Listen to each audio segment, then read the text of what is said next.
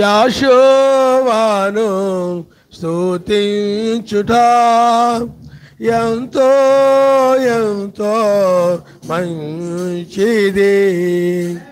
యెహోవాను స్తుతించుట ఎంతో ఎంతో మంచిది. నీ నామం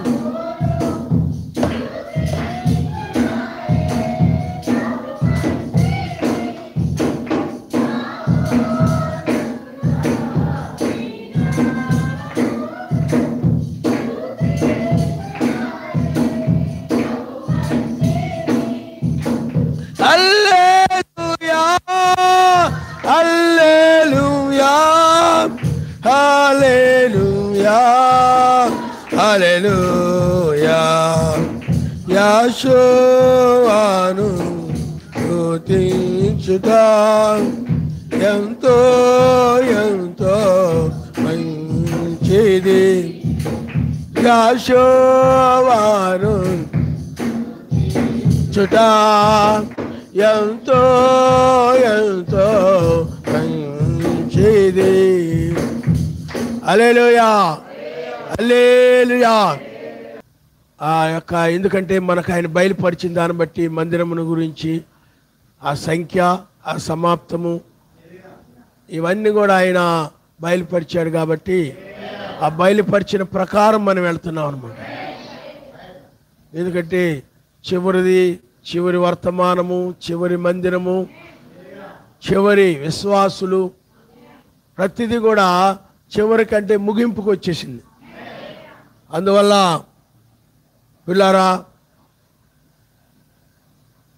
ఈ యొక్క చివరి సమయంలో అంటే చివరి దినాల్లో అంటే బ్రహ్మం గారి కాలము, అయ్యగారి కాలం ఇవన్నీ కూడా చివరి దినాలు.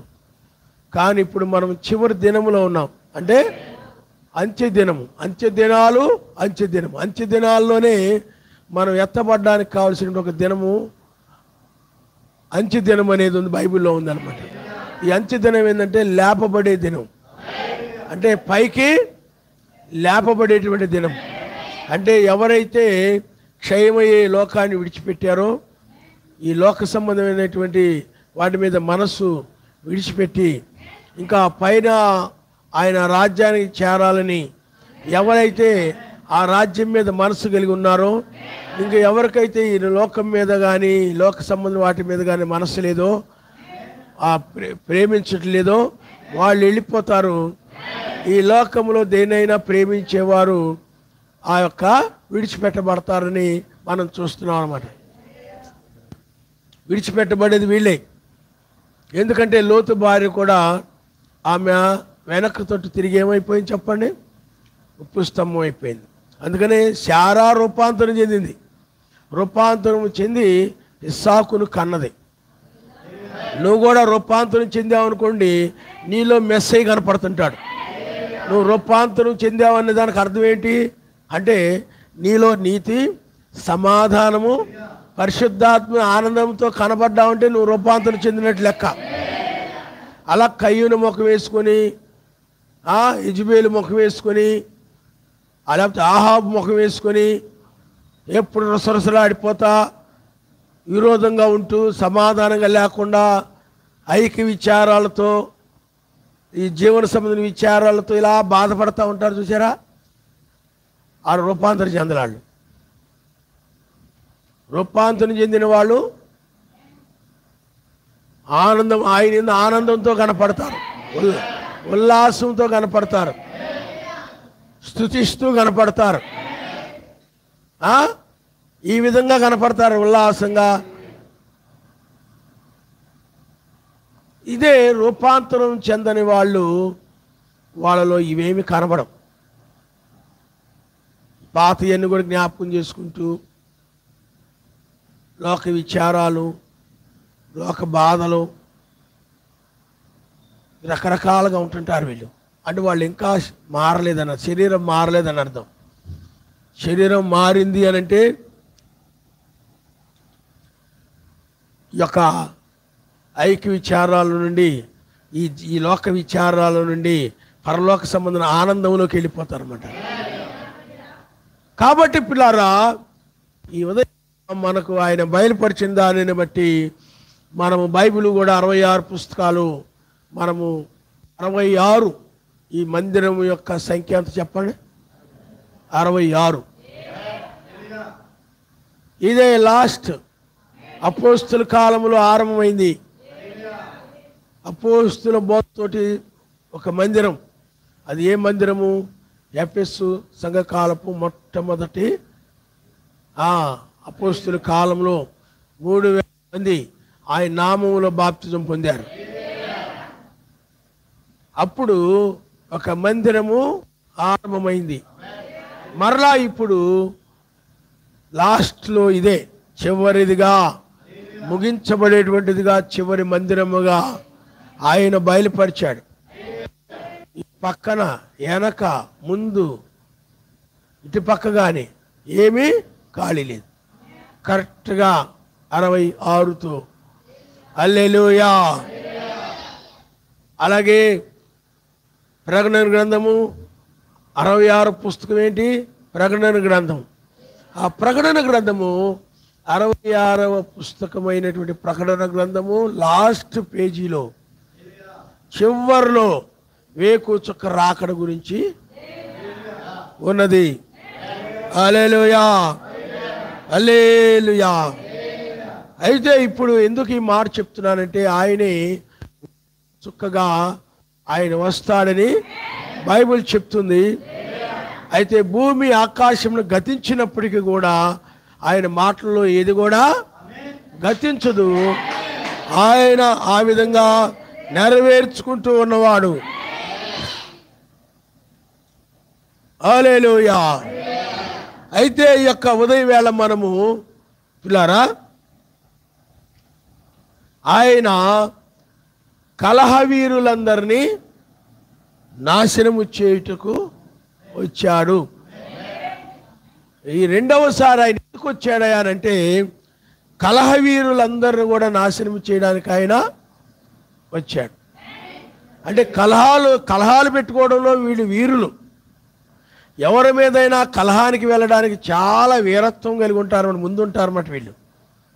యుద్ధంలో విజయం పొందే వాళ్ళని ఏమంటారంటే వీరులు అంటారు. వీళ్ళు కూడా కలహాలు పెట్టుకొని విజయం పొందుతుంటారు. వీటిల్లో వీరత్వం కలిగిన వాళ్ళు అన్నమాట వీళ్ళు. ఇలాంటి వాళ్ళందరినీ, ప్రపంచవ్యాప్తంగా ఉన్నటువంటి ఇలాంటి వాళ్ళందరినీ కూడా ఆయన నాశనం చేయడానికి రెండవసారి వచ్చాడని వాక్యము ఘంటాపదంగా చెప్తా ఉంది. మీరు సంఖ్యాకాండము ఇంతకుముందు చదువుకున్నటువంటి వచనమే, సంఖ్యాకాండము 24వ అధ్యాయము 15, 19 ఒకసారి దయచేసి చదవండమ్మా. సంఖ్యాకాండము 24వ అధ్యాయం.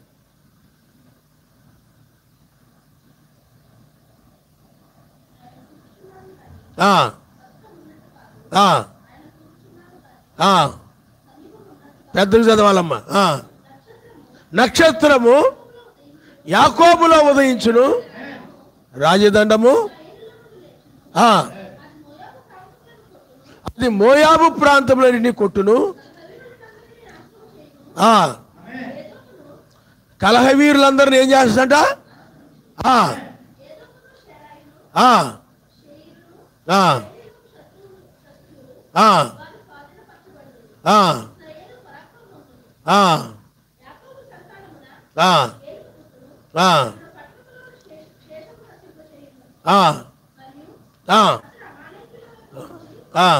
చాలా ఆయన నామని స్తోత్రం.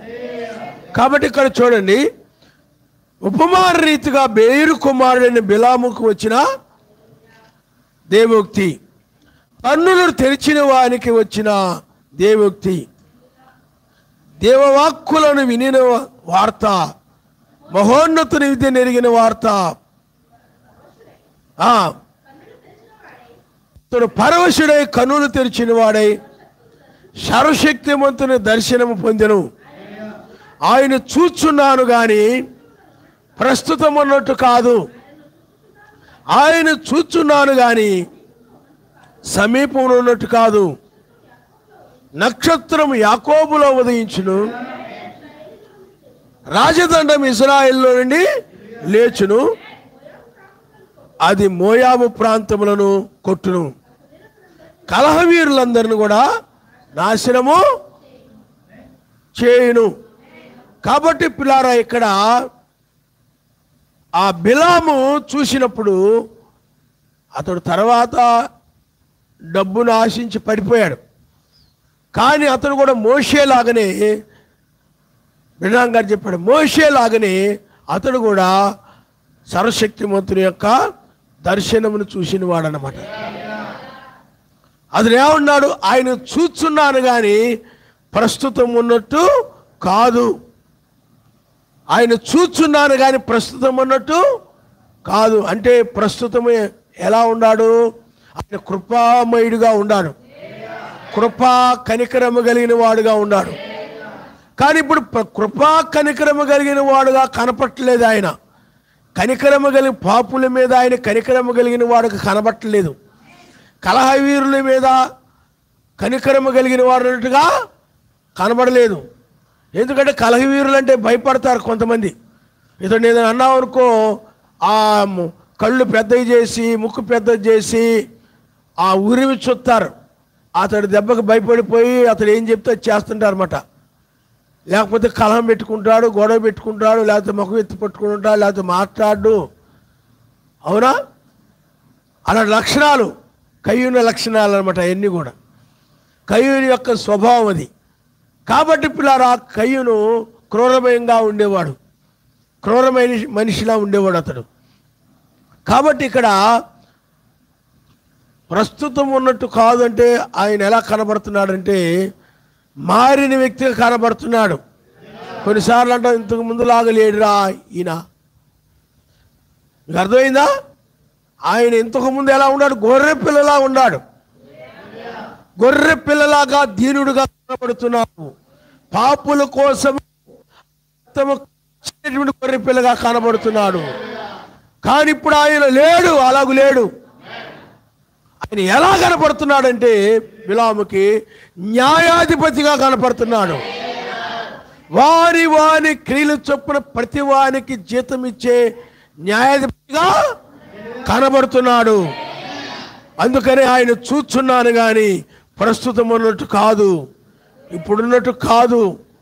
ఓ ఆయన కృపామయుడిగా లేకపోతే గొర్రె పిల్లగా కనబట్టలేదు, కానీ ఆయన యోధా గోత్రం సింహముగా కనబడుతున్నాడు. ఆయన చూస్తున్నాను కానీ సమీపంలో ఉన్నట్టు కాదు. అంటే ఏదో సమీపమున ఏదో దగ్గరలో ఎవరన్నా ఏందమ్మా మీ వాళ్ళు ఇంకా రాలేదంటే ఇదిగో దగ్గరలోనే ఉన్నారండి, సమీపంలోనే ఉన్నారండి అంటారన్నమాట.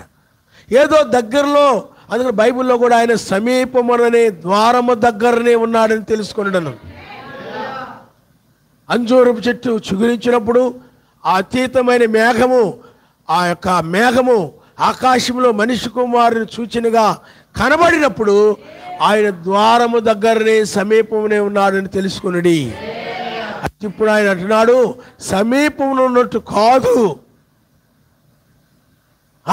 నక్షత్రము యాకోబులో ఉదయించెను అంటే ఇప్పుడు సమీపంలో ఉన్నట్టు కాదు, కానీ దూరంగా ఉండడం కాదు, కానీ ఇప్పుడు ఆయన యాకోబు అనంటే కృప పొందినవాడు. మనం ఎలాగైతే కృప పొందామో మనము కూడా మోసగాళ్ళము అన్యులమి అయినటువంటి మనము కృప చేత, ఆయన కృప చేత మనం రక్షించబడిన వారం. యాకోబులా మనం, అతడు మోసగాడు, అతడు దొంగిలించిన వాడు, మోసగాడు అతడు. తర్వాత అతడు మారాడు, ఇజ్రాయేలుగా మారాడు. అయితే అక్కడ అతడులో యాకోబులో ఒక నక్షత్రం ఉదయించెను. ఆ నక్షత్రం అంటే ఎవరంటే దూత. అందుకనే ఆ కాలంలో యాకోబుని ఆ నక్షత్రం అనగా దూత తెల్లవారుజాము వరకు కూడా ఆ దూత యాకోబుతో పోరాడాడు. యాకోబు దూతతో పోరాడాడు. ఎందుకు పోరాడాడంటే నన్ను ఆశీర్వదిస్తేనే కానీ ఈయన్ని విడిచిపెట్టనని చెప్పి ఆ విధంగా ఆశీర్వదించే వరకు కూడా ఆయన్ని వదిలిపెట్టనటువంటి వాడు. హల్లెలూయా. అందుకనే ఎప్పుడు కూడా ఆయన బిడ్డలు ఆయన విషయంలో వేడని పట్టుదల కలిగి ఉంటారు. అలాగే బైబిల్లో మనము యెహోషువ చూసినా కానీ ఏలియాని వెంబడిస్తున్నాడు. అతను ఏలియాని విడవకుండా ఏలియాని ఏం చేస్తున్నాడు చెప్పండి? ఎలీషా వెంబడిస్తున్నాడు. అలాగా ఇక్కడ కూడా యాకోబు ఆశీర్వదించే వరకు కూడా విడిచిపెట్టకుండా నువ్వు ఆశీర్వదిస్తేనే కానీ ఆయన ఎవరో సర్వశక్తిమంతుడు. ఆ తెల్లవారుజామున ఆ నక్షత్రముగా తూర్పున నక్షత్రం ఉదయించిన అదే సమయములో ఇక్కడ ఆయన కూడా నక్షత్రముగా యాకోబుని ఆయన కలుసుకున్నాడు. హల్లెలూయా. ఆది కాండంలో మనం చదవగలుగుతుంటాం. అదేవిధంగా ఇప్పుడు ఇది రెండవ రాకడకు సంబంధించిన నక్షత్రం. తెల్లవారు వేకు చుక్క మీ హృదయాలలో ఉదయించును. ఆ నక్షత్రం ఎలా ఉదయిస్తుంది చూడండి. మీరు 2 పేతురు రాసిన పత్రిక 1వ అధ్యాయము 19వ వచనం. 1వ అధ్యాయం 19వ వచనం. మరియు ఇంతకంటే స్థిరమైన ప్రవచన వాక్యం మనకు ఒకటి ఉన్నది. తెల్లవారు వేకు చుక్క మీ హృదయములో ఉదయించే వరకు ఆ వాక్యము చీకటి గల చోటున వెలుగిచ్చు దీపన్నది. హల్లెలూయా, హల్లెలూయా. అందుకని తెల్లవారు వేకు చుక్క మీ హృదయాలలో. కాబట్టి ఇప్పుడు వధువేమైనదంటే ఒక యాకోబులాగా కృప పొందిందన్నమాట. ఇప్పుడు ఆనాడు యాకోబుని ఎలాగైతే ఆయన కలుసుకున్నాడు, ఇప్పుడు కూడా వధువుని ఆయనే మెస్సయ్యే యేసుక్రీస్తు అని చెప్పబడుతున్నాడు లోకములో. కానీ ఆయన యెహోవా, ఆయనే మెస్సయ్య. ఇప్పుడు రంగం మీదకు వచ్చి ఆయన వధువును కలుసుకున్నాడు. అందుకే బ్రహ్నాం గారు అంటారు, ఆ ప్రధాన నక్షత్రము యెహోవా ప్రత్యక్షమైనప్పుడు ఆ రాజ్యం యొక్క సంగతులు ముఖాముఖిగా పంచుకుంటాడు. ఏమండి? వ్యక్తిగతంగా వెలిగిస్తాడు. కాబట్టి 1996లో ఆయన, ఎందుకంటే 93లో ఇదిగో త్వరగా వస్తున్నానని చెప్పి 96లో ఆయన వేకు చుక్కగా బయలుపరుచుకుని ఇప్పుడు ఆయన వాక్యమే నక్షత్రమైనది, వాక్యమే దూత అన్నాడు బ్రహ్నాం గారు. వర్తమానమే దూత, వర్తమానమే వేకు దూతగా ఈ వర్తమానము నీ హృదయములో ఉదయిస్తుంది. హల్లెలూయా, హల్లెలూయా. అదే వేకు చుక్క నీ హృదయంలో ఉదయించడం. వేకు దూత నీ హృదయంలో ఉదయించి, ఆ వేకు దూత నీ హృదయంలో ఉదయించడం ద్వారా తూర్పున నక్షత్రం ఉదయిస్తే అలాగ మేలుకుంటున్నారు మనుషులు, అలాగే నీవు కూడా మేలుకుంటున్నావు. మీరు లాజరు ఎలా మేల్కొన్నాడు? లాజరుని బయటకు రమ్మని ఆయన బిగ్గరగా కేక వేసినప్పుడు ఆ స్వరము యాకోబులో ఆ లాజరులో ఉదయించింది. ఉదయించినప్పుడు యాకోబు, క్షమించండి, లాజరు యొక్క శరీరము, మరణించిన శరీరము కాస్త తిరిగి మరలా లేపబడ్డాడు, తిరిగి మరలా బ్రతికాడు. అంటే అక్కడ మేల్కోవడం అంటే అర్థం ఏంటంటే మరణం నుండి లేపబడడమే. అలాగే ఇప్పుడు కూడా నువ్వు మేల్కోవడం అంటే అర్థం ఏంటంటే మరణకరమని శరీరమే కాస్త మరణం లేని శరీరంగా మారడమే, అంటే మరణం నుండి లేపబడడమే. అందువల్లే వేకు చుక్క దినమే అంచె దినము, ఇదే పునరుద్ధాన దినము, ఇదే 8వ దినము, మెస్సయ్య తిరిగి లేచిన దినము. కాబట్టి ఇప్పుడు యాకోబులో నక్షత్రం ఉదయించినట్లుగానే వధువులో ఇప్పుడు ఆ నక్షత్రము ఇప్పుడు ఉదయించింది. ఆయన నామనిస్తాడు. హల్లెలూయా. ఈ వర్తమానము ద్వారా, అందుకే ఆయన ఇప్పుడు డైరెక్ట్గా వధువులో ఉదయించడు ఆయన డైరెక్ట్గా. అందుకనే మొట్టమొదట ఆయన ప్రవక్తల దగ్గరకు వచ్చి ప్రవక్తలు బయలుపరుచుకున్నప్పుడు ప్రవక్తల ద్వారా సంఘములో వధువులో ఉదయిస్తాడు. అలాగే ఇప్పుడు కూడా ఒక వర్తమానికుడు ద్వారా ఇది కుమారుని కాలము, ఆయన ఆ విధంగా కుమారుని ద్వారా అంటే మెస్సయ్య ద్వారా ఆయన మాట్లాడుతూ ఉండగా ఆ యొక్క వాక్యము నీ హృదయంలో ఉదయిస్తుంది. ఆయన నామనిస్తాను. డైరెక్ట్గా వదువుతూ ఆయన ఏం చేసి చెప్పండి, వాక్యాన్ని ఇవ్వడం. స్త్రీ వద్దకు ఎప్పుడు వాక్యం రాదు. స్త్రీ వద్దకు ఎప్పుడు కూడా వాక్యము రానే రాదు. ప్రవక్తుల యొద్దకు వాక్యం వచ్చునని నానా సమయంలో నానా విధములుగా ప్రవక్తల ద్వారా మాట్లాడిన సర్వశక్తిమంతుడు ఏమండి మరలా మాట్లాడుతున్నాడు. అంతేగాని వధువుల ద్వారా వీళ్ళ ద్వారా వాళ్ళ ద్వారా ఏమండి బ్రహ్మంగారు వధువు అంటే 5 రకాల పరిచర్య గురించి చెప్పాడు. ఆయన నామనిస్తారు. హల్లెలూయా.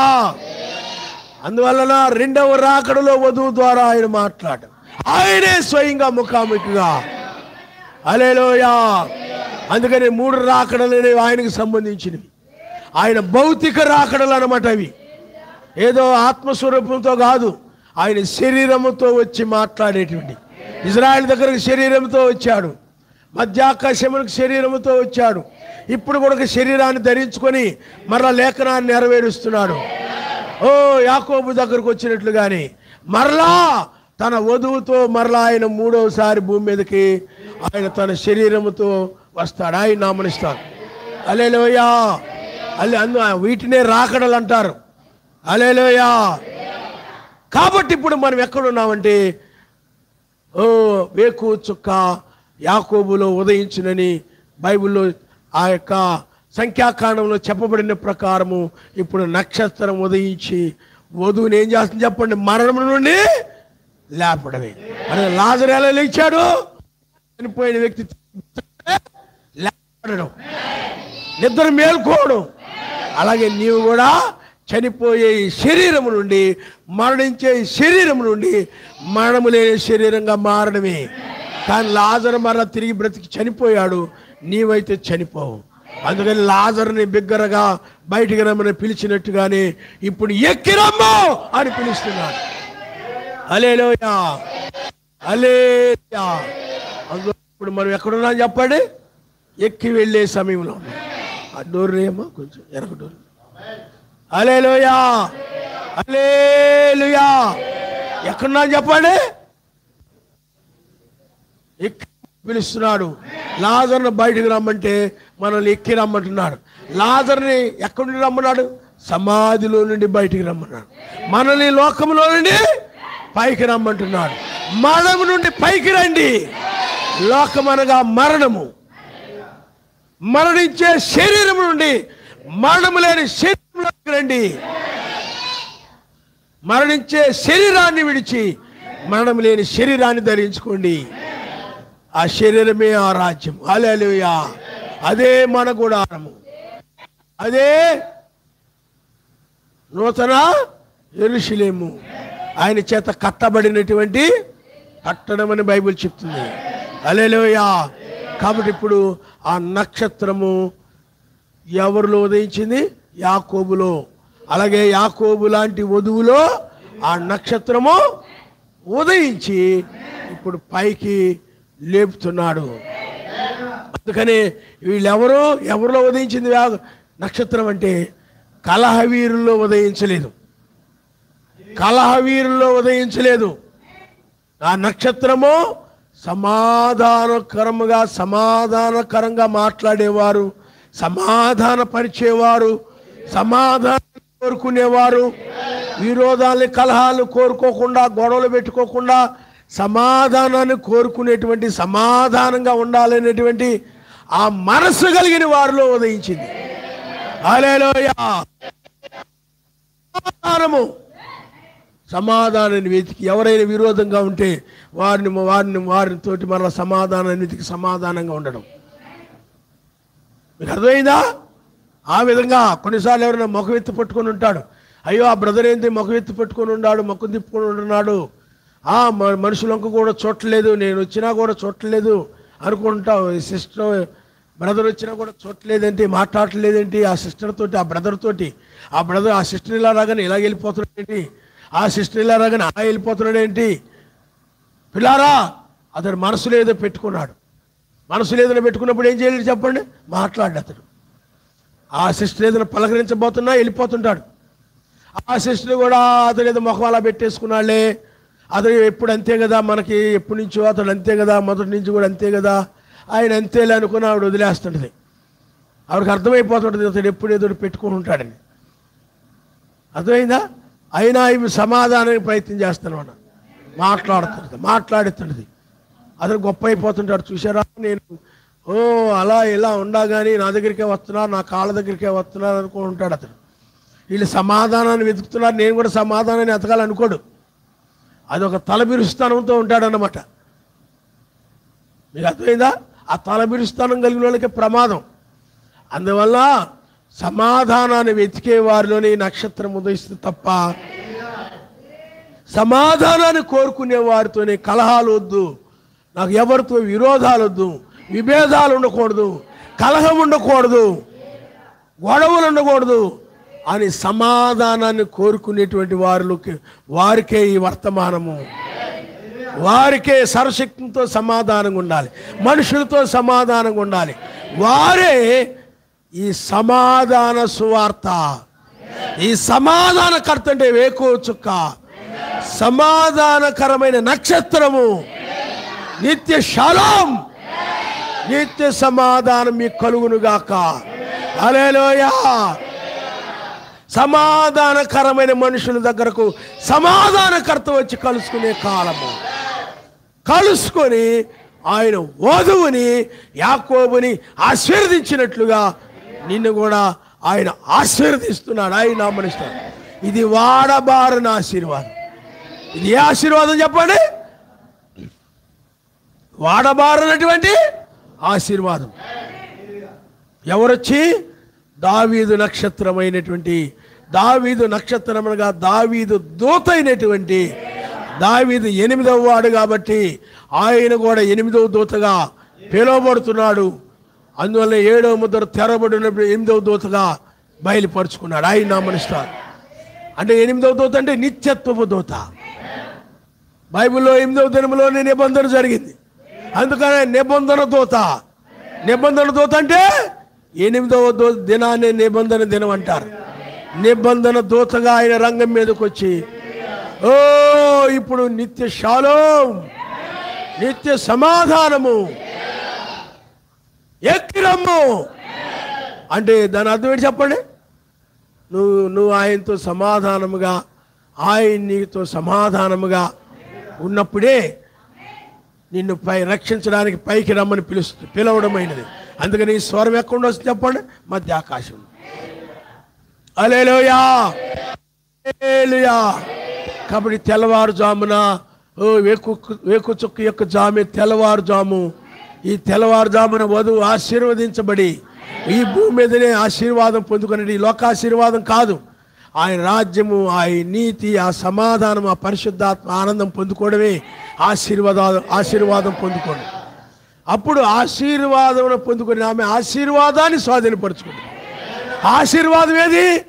ఈ లోకంలో కాదు, ఆ రాజ్యములో, ఆ నూతన భూమిలో, ఆ యెరూషలేములో ఆమె ఆ ఆశీర్వాదకరముగా దానిని, ఆ భూమిని స్వతంత్రించుకుంటుంది. అందుకని బైబిల్ చెప్తుంది, సాత్వికులైన వారు ధనులు, వారు భూలోకమును అంటే అక్కడ స్వతంత్రించుకుంటారు. ఆయన నామనిస్తారు. సాత్వికులు మాత్రమే. కాబట్టి ఇప్పుడు మనం ఎక్కడున్నామంటే వేకు చుక్కొచ్చి మనల్ని లేపుతున్న కాలంలో ఉన్నాము. నిద్ర నుండి, మరణమనే నిద్ర నుండి. హల్లెలూయా. నిన్ను కూడా మరణం అనేటువంటి, నీకు నిద్ర అనేది ఉంది, మరణం. ఎందుకంటే మరణాన్ని నుండి ఎవరు తప్పించుకోలేరు. ఇంకా నువ్వు మరణించకుండా, నిద్రించకుండా నిన్ను లేపుటకై ఆ మరణం నుండి, ఆ నిద్ర అనే దాని నుండి మార్చుటి కొరకై ఇక ఎన్నడూ నిద్రపోకుండా మార్చబడిన వ్యక్తిగా ఆయన నిన్ను పైకి తీసుకుని వెళ్ళడానికి ఆయన కాలమే ఈ వేకు జాము కాలమైనది. హల్లెలూయా, హల్లెలూయా. ఇప్పుడు మనం ఎత్తబడిన తర్వాత అప్పుడు కలహవీరులని ఆయన నాశనం చేయడం ఆరంభిస్తాడు.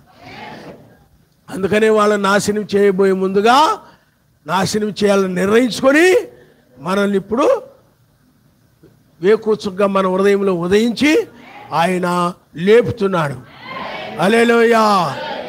అందుకనే వాళ్ళు సొదొమ గొమొర్రా పట్టణాల్ని మెస్సయ్య ఆ దూతలు నాశనం చేయాలని నాశనం చేయబోతున్నాడు అబ్రహాము గారితో చెప్పి, అప్పుడు అబ్రహాము గారు కూడా ఎవరైనా నీతిమంతులు ఉంటే రక్షించవా అని ప్రాధేయపడతాడు.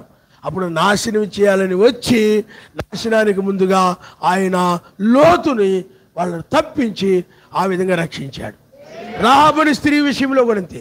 ఎరుకోను నాశనం చేయడానికి వచ్చి ఆమె నశించిపోకుండా ఆమెను తప్పించి నాశనం చేశాడు.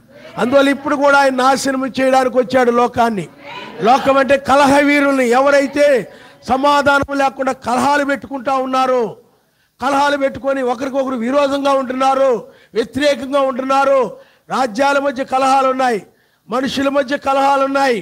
ఈ కలహాలు పెట్టుకునే వాళ్ళందరూ, కలహ వీరులందరూ కూడా నాశనం చేయడానికి ఆయన వచ్చాడు. మనం ఎత్తబడిన తర్వాత నాశనం చేస్తాడు. హల్లెలూయా. అందుకని నాశనం చేయడానికి వచ్చి వేకు చుక్కగా మనం బయలుపరుచుకున్నాడు. మనల్ని పైకి లేపిన తర్వాత లోకాన్ని నాశనం చేసేవాడుగా ఆయన రంగం మీద ఉంటాడు, భూమి మీద. అదే రాజదండము. అదే ఏమైనా చెప్పండి. చూడండి, ఇక్కడ రాజదండము ఇజ్రాయెల్లో నుండి లేచును. రాజదండం ఇజ్రాయెల్లో నుండి మోషే ఎలియా వస్తారు. ఇజ్రాయెల్లో నుండి ఎవరు వస్తారు చెప్పండి? మోషే ఎలియా వస్తారు. మన ఎత్తబడిన తర్వాత శ్రమకాలము ఆరంభమవుతుంది. అప్పుడు భయంకరమైన శ్రమలు భూమి మీద ఉంటాయి. అప్పుడు కలహ వీరులందరూ కూడా ఆయన ఏం చేస్తాడు? నాశనము చేస్తాడు అని బైబిల్ చెప్తుంది. ఆయన నామనిస్తారు. హల్లెలూయా, హల్లెలూయా. చూడండి, ఆయన అది మోయాబు ప్రాంతములను కొట్టును, కలహ వీరులందరిని కూడా నాశనం చేయను అని చెప్తున్నాడు. అందుకనే కలహాలు పెట్టుకునే వ్యక్తి వస్తున్నాడంటే భయపడతారు. అర్థమైందా? అందుకని భయపడాలనే గొడవ పెట్టుకుంటారు చాలామంది. అందరితో గొడవ పెట్టుకుంటా ఉంటే నేనంటే భయపడతారా అని గొడవలు పెట్టుకుంటూ ఉంటారు. మీలో ఉండాలి అలాగే ఎవరైనా కలహవీరులు ఉన్నారా? కలహవీరులుగా ఉంటే ప్రమాదమే. నువ్వు అది కలహం పెట్టుకోవడం గొప్ప అనుకుంటారు చాలామంది. వీరత్వం అనుకుంటారు, వీరులు అనుకుంటారు గొడవ పెట్టుకోవడం. అర్థమైందా? వాళ్ళ గురించి సామెత గ్రంథంలో కొన్ని మాటలు ఉన్నాయి. కలహానికి కారణం ఏమిటి అంటే, మీరు ఒకసారి సామెతల గ్రంథము 10వ అధ్యాయము, సామెతల గ్రంథము 10వ అధ్యాయము 29వ వచనం, ఆ 10వ అధ్యాయము 12వ వచనం ఒకసారి మీరు చదవండి అమ్మా. పగ కలహమును రేపును. చూడండి, పగ కలహాన్ని రేపుతుంది. పెట్టుకునే వాళ్ళు ఎవరంటే పగ ఒకరి మీద ఒక పగ. ఆ పగ అనేటువంటిది ఏం చేస్తారంటే కోపం పెట్టుకొని ఉంటారు. అంటే వీళ్ళు పగ కలిగిన వారు క్షమించరు. అది క్షమించకుండా హృదయంలోనే పెట్టుకుంటారు ఎదుటి వాళ్ళ తప్పులు. క్షమించి వెంటనే వదిలేసి ప్రేమ కలిగి ఉండరు. ప్రేమ కనపడదు వాళ్ళు. అందుకనే ఎప్పుడు పగతో ఉండేవాళ్ళు ఏం కనపడదు చెప్పండి? ప్రేమ అనేటువంటిది కనబడదు. ప్రేమ ఉండదు వాళ్ళలో. పగతో రగిలిపోతూ ఉంటారు ఎప్పుడు. అందుకని పగ కలిగిన వ్యక్తి, పగ కలిగి ఎవరైతే ఉంటారో వాళ్ళలో వాళ్ళే కలహాలు పెట్టుకుంటూ ఉంటారన్నమాట. అందుకని బైబిల్ ఏం చెప్తుంది? వాళ్ళే కీడు చేసేది కూడా.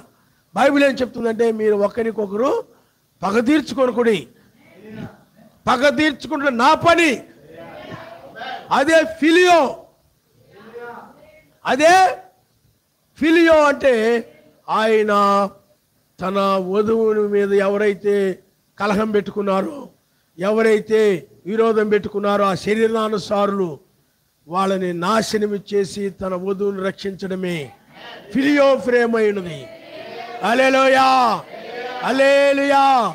కాబట్టి ఇప్పుడు ఆయన కలహవీరులనగా ఎవరంటే పగ కలిగిన వారిని నాశనము చేయడానికి ఆయన వచ్చాడు. కాబట్టి మనం ఎత్తబడిన తర్వాత ఒకరి మీద ఒకరు పగ కలిగినటువంటి పగ కలిగిన వారిని ఆయన ఏం చేస్తాడంటే చేస్తాడు.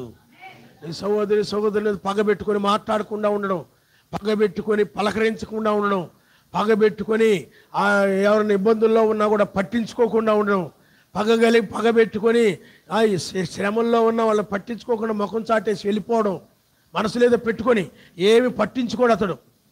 ఆ మనసులో పెట్టుకుంటాడు ఏదో ఒకటి పెట్టుకొని ఏం చేయడు చెప్పండి, ఏమి పట్టించుకోడు, ఏమి విచారించడు, ఏ సహాయం చేయడు, మేలు చేయడు, ఇంకా వీలైతే కీడు చేస్తుంటాడు.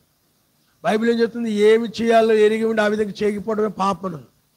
నువ్వు ఏ మేలు చేయాలో తెలిసి ఉండి కూడా చేయకపోతే ఏంటంటే చెప్పండి, పాపం అని. నీకు తెలుసు, తెలిసి కూడా నువ్వు చేయకపోతే ఏమవుతుంది చెప్పండి, పాపం. కానీ పగ కలిగిన వ్యక్తి ఆ పగ వలన, ఆ పగ అనేటువంటిది ఎవరికి ఏ మేలు చేయనీయకుండా చేస్తుంది. ఆ పగ అనేటువంటిది ప్రేమించనీయకుండా చేస్తుంది అనమాట. అందువల్ల ఆ పగ కలిగిన వ్యక్తి ప్రేమించలేకపోతుంటాడు, అతడు సమాధానంగా ఉండలేకపోతుంటాడు పగ లోపల పెట్టుకొని. అందువల్ల అతడు ఎక్కడుంటే అక్కడ కలహాలు వస్తుంటాయి. ప్రేమ లేని వ్యక్తి, క్షమించలేని వ్యక్తి ఎక్కడైనా ఉన్నట్లయితే అక్కడ కలహాలు రేగిపోతూ ఉంటాయి. నీకు అర్థమైందా? పగ ఎందుకని ఈనాడు వాక్యం చెప్తున్నావు అనుకోని చాలామంది పగ పెట్టుకుంటారు. అందుకనే సేవ అనేది చాలా కష్టమైంది. ఎందుకు కష్టమైందంటే సేవ, ఈ వాక్యాన్ని బోధించేటప్పుడు కొంతమంది ఏమవుతారంటే ఈ యొక్క పగ కలిగిన వారు ఉంటారు, వారు మార్చుకోరు. వాళ్ళు అది మనసులో పెట్టుకుని నన్ను అలా అన్నారు, ఇలా అన్నారు, ఇలా గద్దించాడు, అలా గద్దించాడు పాస్టర్ గారని అది మనసులో పెట్టుకొని వాళ్ళు ఆ శత్రువులుగా మారిపోతారనమాట. అందుకనే సేవకుడికి శత్రువులు ఎక్కువ మంది ఉంటారు, వర్తమానికులకి శత్రువులు ఎక్కువ మంది ఉంటారు. మత్స్యా సంఘంలో కొంతమంది ఉండరు, ఇక్కడ ఉంటారు కాబట్టి. అందుకనే పిల్లారా మోషేకు శత్రువులు ఎక్కువ. ఇద్దరే సమాధానంగా ఉండేవారు, యెహోషువ కాలేబులే. మిగతా వాళ్ళందరూ శత్రువులుగా ఉండేవారు. కాబట్టి పగ పెట్టుకుంటారు. వాక్యానికి లోబడే మనసు లేదు వీళ్ళకి, ప్రత్యక్షత లేదు వీళ్ళకి. ఆ ప్రత్యక్షత లేని వాళ్ళు ఏం చేస్తాడు చెప్పండి, కలహాలు పెట్టుకొని వాక్యాన్ని నమ్మకుండా, వాక్యానికి లోబడకుండా కలహాలు పెట్టుకొని ఉంటారే. ఎవరైతే నమ్మలేదో కలహాలు పెట్టుకొని వర్తమానికులతో కానీ ఆ వర్తమాన విషయంలో కానీ కలహాలు పెట్టుకొని ఎవరైతే నమ్మలేదో, వర్తమానాన్ని ఎవరైతే తిరస్కరించారో ఆ కలహవీరులందరిని కూడా ఆయన నాశనం చేస్తాడు ఆయన.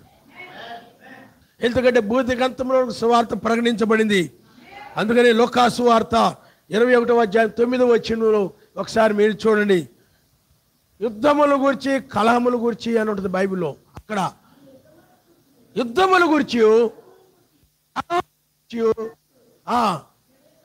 జడీకుడి చూడండి. ఇప్పుడు ఎక్కడ చూసిన యుద్ధ వార్తలు, భూకంప వార్తలు, కలహాలు, ఆ రాజ్యానికి ఈ రాజ్యానికి, ఆ దేశానికి ఈ దేశానికి, ఆ మనుషులకి ఈ మనుషులకి. ఎక్కడ చూసినా ప్రేమలు చల్లారిపోయి ప్రేమలు కనపడలేదు కానీ పగలు కనపడుతున్నాయి. పగ ద్వేషం, ఒకరి మీద ఒకరు పగ, ఒకరిని చూస్తే ఒకరు ఉడికిపోవడం, తట్టుకోలేకపోవడం, భరించలేకపోవడం. ఆ పగ కలిగిన వ్యక్తి ఎవరి మీద అయితే పగ కలిగి ఉంటాడో అప్పుడు ఆ పగ కలిగిన వ్యక్తి ఎవరైనా ఏదైనా చేస్తున్నా నచ్చదు, గిట్టదు. ఎవరైనా ఏదైనా తీసుకొచ్చి ఇస్తున్నా తినడు, మంచిలు ఇస్తున్నా కానీ మాట్లాడు, పలకరిస్తున్నా కానీ వెళ్ళిపోతూ ఉంటాడు. పగ లోపల పెట్టుకుని ఉంటాడు అన్నమాట. బాగా అర్థమైందే మీకు? మీ మీద ఎవరైనా పెట్టుకుని ఉన్నారా? ఉన్నా మీరు చెప్పరు. ఎందుకంటే మళ్ళీ పగ కలిగిన వ్యక్తి మళ్ళీ మీ మీద గొడవ పెట్టుకుంటాడు. బాబాయ్ చెప్పామంటే ఆయన మంచోడు కాదు, మళ్ళీ కలహం పెట్టుకుంటాడు, గొడవ పెట్టుకుంటాడు. ఇంటికి పోయిన తర్వాత ఉంటుంది మా పని. చెప్పామంటే ఆయన గురించి లేదా ఆవిడ గురించి చెప్తే ఇంటికి పోయిన తర్వాత ఉంటుంది, మాట్లాడదు, ముఖం ఎత్తి పట్టుకుని ఉంటుంది, మూగు ముద్దులాగా అన్నం వడ్డిస్తుంది, పలకదో ఉలకదో. ఆయన కూడా పలకడో ఉలకడో, పలకడో ఉలకడో. అర్థమైందా మీకు? అంటున్నాడు ఏదని చెప్పినా కానీ మాట్లాడు. ఇది చేద్దామండి అంటే అది చేద్దామంటే ఇంకొకటి రాదు, మాట రావు, మూగోడు అయిపోతాడు. అర్థమైందా? కాబట్టి పిల్లారా మీరు ఆలోచన చేయండి. వర్తమానమును వర్తమానికులు నమ్మక పగ పెట్టుకునేటువంటి వారు, కలహాలు పెట్టుకునేటువంటి వారు, పగ కలిగి, లేకపోతే ఎవరైనా బాప్తిజం పొందిన రక్షించబడిన ఇంట్లో వాళ్ళు, ఆ ఇంట్లో వాళ్ళ మీద ఈ మత్స్యాక సంబంధమైన లేకపోతే అన్య సంబంధమైన భర్తలో, భార్యలో, పిల్లల్లో ఎవరొకరు గొడవ పెట్టుకుంటూ ఉంటారు, పగ పెట్టుకుని ఉంటారు. తల్లిదండ్రులు ఎవరో పగ పెట్టుకొని ఉంటారు. ఆ పగ పెట్టుకొని ఆ మందిరానికి వెళ్తున్నాను, ఈ మందిరానికి వెళ్తున్నాను, ఆ మందిరానికి వెళ్తున్నాడను ఒకటే గొడవ పెట్టుకుంటూ ఉంటారు అన్నమాట. ఇంట్లో పగ పెట్టుకొని గొడవలు, ఒకటే గొడవలు, పగ, కలహం అనేటువంటిది చాలా ప్రమాదకరమైంది. బ్రహ్నాం గారు ఏం చెప్పారంటే, నేను చెప్పే మాట కాదు, బ్రహ్నాం గారు ఏం చెప్పారంటే, అబ్రహాము శారా వృద్ధులైపోయారు.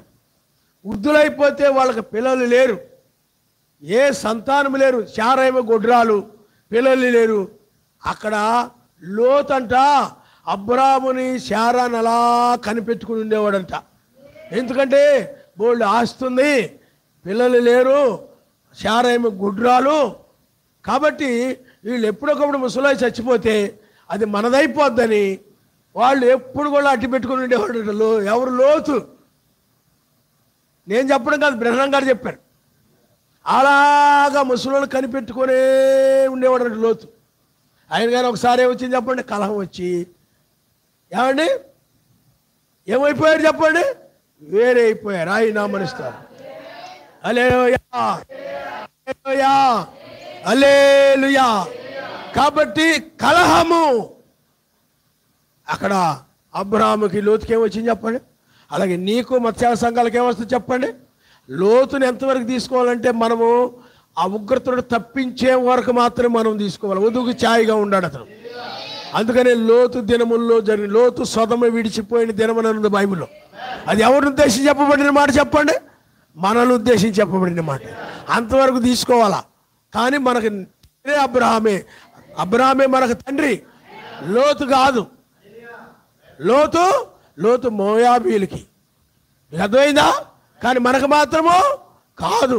కాబట్టి పిల్లారా, ఇక్కడ ఈ పగ పెట్టుకొని ఇంట్లో ఉండాలంటే ఆ వ్యక్తి, లేకపోతే పురుషుడు కానీ స్త్రీ కానీ చిన్నదాని పెద్దానికి కూడా కలహం పెట్టుకుంటూ ఉంటాడనమాట. కోప్పడిపోతూ ఉంటాడు, పెద్దానికి కూడా కోప్పడిపోతూ ఉంటాడు. అందుకని చూడండి, సామెతల గ్రంథం 15వ అధ్యాయము 18వ వచనంలో ఆ పగ కలిగిన వ్యక్తులు ఏముంటుందంటే కోపం కనపడుతుంటుంది అనమాట.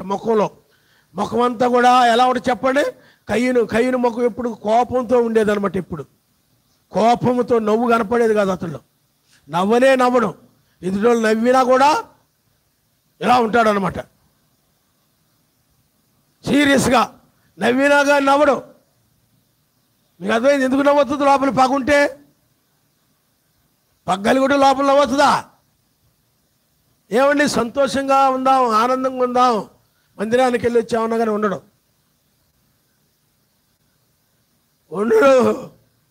ఆనందంగా తన మాట వింటుంటే మందిరం మానేమంటే మానేస్తా, ప్రార్థన అంటే తన కట్టుమాటలో తను రమ్మంటే రావడం, వెళ్దామంటే వెళదాం, చేద్దామంటే చేద్దాం, వంగుదామంటే వంగుదాం అని ఆయన ఎలాగైతే వంకరగా వెళ్తుంటాడో ఆవిడ కూడా ఆ వంకర మార్గాన్ని అనుసరించింది అనుకోండి, అప్పుడు నవ్వుతాడు.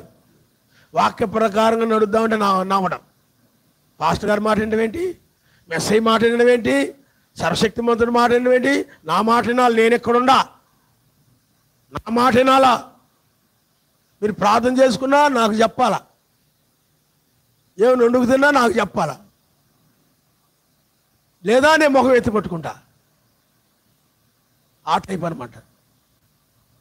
నీకు అర్థమైందా? ఆ భక్తి అనేది వ్యక్తిగతమైన విషయం. రక్షణ అనేది ఎవరికి వాళ్ళకి వ్యక్తిగతమైన విషయం. ఆమె రక్షించబడాలనుకుంటుంది కాబట్టి ఆమె వాక్యాన్ని ఆమె పాటించాలి, ఆమె కానుకలు ఆమె చెల్లించుకోవాలి. నేను కూడా అప్పుడు వేద్దాం అని అననీయ సప్పిరాల వైపు చూసుండొచ్చు చాలామంది, కానీ ఆ రోజుల్లో చాలామంది చూడలేదు. పరిశుద్ధాత్మ ఏమి బయలుపరిచిందో దాని వైపు వెళ్ళారు. అననీయ సప్పిరాలు మాత్రమే మాకు ఎక్కువ ప్రత్యక్షిస్తుంది అందరికంటే అనుకొని వాళ్ళు ఏం చేయలేదు చెప్పండి. ఆత్మకు విరోధంగా నడిచి మరణించారు. వాళ్ళు ఆత్మకు విరోధంగా నడిచి ఏమైపోయారు చెప్పండి, మరణించారు వాళ్ళు. కాబట్టి పిల్లారాను ఆలోచన చేయి, మనం ఎప్పుడు కూడా వాక్యాన్ని అనుసరించాలి. ఎవరితో బ్రదరు ఎవరితోనైనా ఏ బ్రదర్ అయినా ఎవరితో విరోధంగా ఉన్నాడు కూడా ఇతను కూడా విరోధంగా ఉంటాడు. వీడు సాతానీడు, సాతాన ఆత్మ కలిగిన వ్యక్తి సాతానే. పేతురు ఒకసారి ఆయన ఏమన్నాడు చెప్పండి? సాతాన పొమ్మన్నాడు యేసయ్య. బ్రదర్ ఎవరితో సమాధానం ఉంటాడు, ఇతను అప్పుడు సమాధానంగా ఉంటాడు. ఎవరిని అనుసరిస్తాడు? వాక్యాన్ని అనుసరించేవాడు కాదు ఇతడు. ఇతడికి వాళ్ళకేం గొడవ ఉండదు, కానీ ఆ బ్రదర్ని ఫాలో అయిపోయేవాళ్ళు, సిస్టర్ని ఫాలో అయిపోయేవాళ్ళు ఉంటారు. బ్రదర్ అంటే మీరేనే కాదు, ఫాలో అయ్యేవాళ్ళు ఉంటారు. అప్పుడు వాక్యాన్ని ఫాలో అవ్వరు వీళ్ళు, వాక్యాన్ని అనుసరించరు. బ్రదర్ని ఫాలో అయిపోతుంటారు, సిస్టర్ని ఫాలో అయిపోతుంటారు. ఆ బ్రదర్ ఎవరితో విరోధంగా ఉంటే ఇతడు కూడా అలాగే ఉంటాడు. అదే ఎవరిని వచ్చి ఆ బ్రదర్ని పలకరిస్తున్నారు అనుకోండి, అతను పలకడం అనుకోండి, ఇతను కూడా పలకడం. ఇతను కూడా ఏం చేయడు చెప్పండి? ఎందుకని? ఇద్దరిలో ఉన్న దయ్యం ఒకటే కాబట్టి. ఎందుకంటే అతడు అనుసరిస్తున్నాడు కాబట్టి. భక్తిపరుడు అనుకొని అతన్ని అనుసరిస్తున్నాడు, మెస్సైని అనుసరించలేదు. మెస్సై కంటే భక్తిపరులు ఎవరు ఉన్నారేటి? ఈ పరిగమాలవాడికి మెస్సై కంటే కూడా ఎవరు మనుషులు భక్తిపరులు అనుకొని మెస్సైని వదిలేసి వీళ్ళని వెంబడిస్తుంటాడు అనమాట. ఆ బ్రదర్తో ఎవరైతే సమాధానంగా ఉంటారో అప్పుడు ఈత కూడా అని చాలా సమాధానంగా ఉంటాడు ఈ పరిగమాలుడు. ఇలాంటి వాళ్ళు అనుకరించే వాళ్ళకి పరలోక రాజ్యం లేదు. వీళ్ళకి మీకు అర్థమైందా? వాక్యం ఏమి చెప్తుందో దాన్ని అనుసరించాలి. బైబిల్లో మెసేజ్ చెప్పింది. బ్రహ్నాం గారు వాళ్ళు అయ్యగారు ఉన్న టైంలో, మరి అయ్యగారు బ్రహ్నాం గారు కంటే పెద్ద భక్తి పరులుమా మనం? ఏమండి అలాగ అనుకుంటావా? వాళ్ళకి ఆ రోజుల్లో ఆ కాలంలో ఆ ప్రత్యక్షత వాళ్ళకి ఇవ్వబడింది. ఆ ప్రత్యక్షతను బట్టి వాళ్ళు నచ్చారు. అవి కొనసాగిస్తూనే ఈ కాలపు వర్తమానాన్ని కూడా మనం కొనసాగించాలి, విడిచిపెట్టాలి ఈ లోకాన్ని. హల్లెలూయా, హల్లెలూయా. కాబట్టి పిల్లారా, కాబట్టి కలహములు పెట్టుకుంటున్నారు కొంతమంది, గ్రూపుగా తయారైపోయి మనందరం ఒకటి అనుకొని ఒక సహోదరుడి మీద ఒకరి మీద పగ కలిగి ఉన్నట్లయితే ఈ సహోదరుడితో పాటు మిగతా వాళ్ళందరూ ఏకీవించి ఆ పగకు సహకరిస్తారు, కోపానికి సహకరిస్తుంటారు. ఇలాంటి వాళ్ళు పరిశుద్ధాత్మ కలిగిన వారు కాదు. పరిశుద్ధాత్మ కలిగిన ఆత్మను బట్టి నడుస్తాడు తప్ప పగ కలిగిన వారిని బట్టి నడవడం. అందుకనే పగ కలహమును రేపుతుంది. అలాగే ఇక్కడ 15:18 వచ్చిన చదవండమ్మా. కోపోద్రేకవాడు ఆ పగ ఉంటుంది కాబట్టి ఎప్పుడు ఉద్రేకంగా ఉంటున్నాడు. ఉద్రేకంగా మాట్లాడుతుంటాడు. కోపం లోపలుండి, పగ లోపలుండి కదిలిచ్చా ఉంటే బుస్సుమని వచ్చేస్తుంటాడు అనమాట. ఇంకా లోపల గ్యాస్ ఉందనుకోండి, బాగా డబ్బాలో మూత తీసేస్తాడు.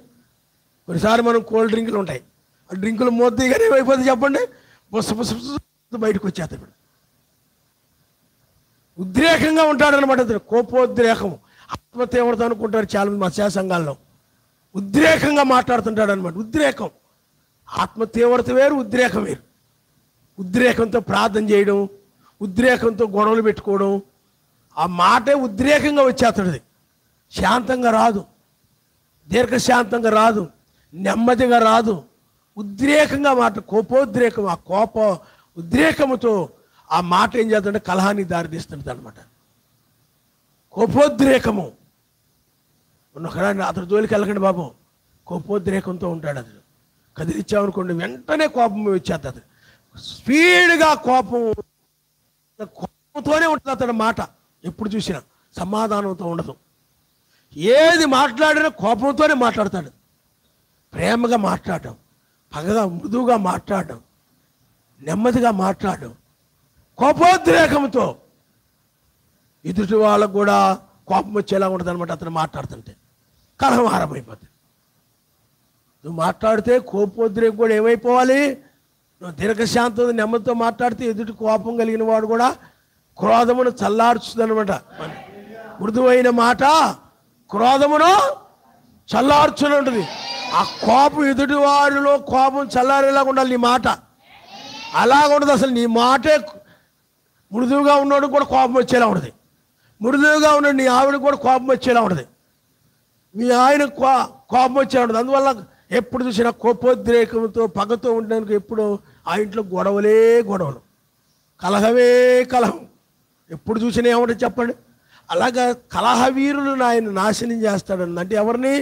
కోపోద్రేకం కలిగిన వారిని, పగ కలిగినటువంటి వారిని ఆయన పొదువు ఎత్తబడిన తర్వాత వీళ్ళు ఎత్తబడరు. వీళ్ళు నీలో ఈ లక్షణాలు ఉన్నాయంటే నువ్వు రావాలనుకుంటే వీటిని విడిచిపెట్టాయి. నీలో ఏముండాలి? దీర్ఘశాంతం ఉండాలి. హల్లెలూయా. రాజదండం ఏం చేస్తుంది? మోషే ఏం చేస్తాడు చెప్పండి? వాళ్ళ నోట నుండి ఏది బయలుపెడతాం జరుగుతుంది. మోషే కాలంలో, ఏలియా కాలంలో మోషే పలికినప్పుడు నీ రక్తంగా మార్చమంటే మార్చబడింది. ఏలియా దినాల వర్షం ఆగిపోమంటే ఆగిపోయింది. శిక్షించబడ్డారు జనులు. అలాగనే వాళ్ళ నోట నుండి బయలు వెళ్ళే ప్రతి మాట లోకానికి శ్రమలు, నాశనాన్ని కలుగు చేస్తాయి అన్నమాట. మోషే ఏలియా వస్తారు. ఈ పగ కలిగిన వారికే ప్రమాదం. లోపల పగ పెట్టుకొని కలహాలు పెట్టుకునే వాళ్ళకే ప్రమాదం. అందుకని కలహం పెట్టుకోవడం గొప్ప కాదు. మా ఆయన వచ్చాక మా ఆయన చెప్తాను, నువ్వు నిన్నావు కదా, ఆయన అసలే మంచోడు కాదు, తెక్క ఆయనకి ఎక్కువ. ఆయన అసలే చాలా కోపిష్టి. ఆయన మీ సంగతి చెప్తాడు అంటాడు అనమాట. ఎందుకని? ఆయన సంగతి ఆవిడ తెలుసు కాబట్టి, ఆయన ఎలా అంటాడు ఆవిడ తెలుసు కాబట్టి అలా చెప్పి భయపెడతాడుదే. వాళ్ళు ఆయన గురించి చెప్పి ఆయన అలాంటోడని నువ్వు బాధపడాలి. అయ్యో ఆయన మార్చును, ఆయన కలహవీరులు నాశనం చేయబడతారని బైబుల్ చెప్తుంది. ఆయన మార్చును, ఆయన విడిచిపెట్టబడకుండా సహాయం చేయను ఆయన. హల్లెలూయా. అబీగయీలు ఏం చేసింది చెప్పండి నాబాలు గురించి? అతడు కాదు నేను చేశాను నీ నేరమని ఆ ఒప్పుకొని క్షమించమని అడిగింది. ఆయన నామనిస్తారు. హల్లెలూయా, హల్లెలూయా, హల్లెలూయా. ఆ తర్వాత చూడండి 16వ అధ్యాయం 28వ వచనంలో ఏముందంటే, మూర్ఖుడు కలహము పుట్టించును, కొండెగాడు. అంటే మూర్ఖుడు అంటే ఎవరు? పగ కలిగిన వాడు. ఆ పగ లోపల పెట్టుకున్నాడు. ఇంకొకరు మాట వినడం. అయ్యా నువ్వు కలహం పెట్టుకోకూడదు, నువ్వు కీడు చేయకూడదు, నువ్వు గొడవ పెట్టుకోకూడదు, శాంతంగా ఉండాలి.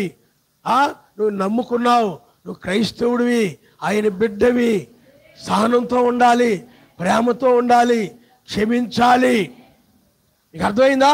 ఆయన చూడు ఎలా క్షమించాడో, సిలువేస్తను క్షమించాడో. అమ్మా నువ్వు క్షమించు, నేను హింసించు వారు నువ్వు క్షమించమ్మా, గురించి చెప్తున్న వాళ్ళని క్షమించమ్మా, నీకు హాని చేసే వాళ్ళు క్షమించయా, బైబిల్ అలా చెప్తుంది అని మూర్ఖుడితో చెప్పామనుకోండి, అదుబా నేనెన్నో పాస్టర్ గారు ఇలా చెప్పారు కదా, బైబిల్ ఎలా చెప్తుంది కదా, మెస్సీ ఇలాగ చెప్పాడు కదా, ఓర్పు కలిగి ఉండమని, సహనము కలిగి ఉండమని చెప్పాడు కదా. అంటే బైబిల్ లేదు, పాస్టర్ గారు లేదు, మెస్సీ లేదు, ఏమీ లేదు. వాళ్ళ సంగతి చూస్తాను నేను. వాళ్ళు ఏదో ఒకటి చేసేవారు, నేను నిద్రపోను, శపథాలు చేస్తుంటాడు అన్నమాట. మూర్ఖుడికి మాట విండవు. మూర్ఖుడిగా కీడు చేయకూడదు అంటే కర్ర తెస్తుంటాడు, హాని చేయకూడదంటే కుర్చీ తెస్తాడు పైకి. మీరు అలా చేయకూడదు అంటే మాట వినడు. ఆ కోపం, ఆ పగ, ఆ కలహము, ఆ భయంకరమైన స్థితిగతులను తీసుకుపోయి ఉంటుంది అనమాట. అలాంటి వాళ్ళు లోకంలో ఎంతోమంది ఉన్నారు. అలాంటి లోకాన్ని నాశనం చేయడానికే వచ్చాడు ఆయన. హల్లెలూయా. మూర్ఖులై ఆయన ప్రవక్తలను, వాక్యమును తృణీకరించి కలహములు పెట్టుకుని మూర్ఖులై ఆ క్రైస్తవులకి, ప్రవక్తులకి, అంటే వర్తమానికులకి అనేక రకాల కీడు చేసిన మూర్ఖులు ఉన్నారు, కలహాలు పెట్టుకుని వారు ఉన్నారు. అందుకని మూర్ఖుడు వాడికి అర్థం చేసుకోడు కాబట్టి తనకంతా తెలుసు అనుకుంటు మూర్ఖుడంట జ్ఞానవంతుడు అనుకుంటాడంట. మీకు అర్థమైందా? మూర్ఖుడు ఏమనుకుంటాడు చెప్పండి?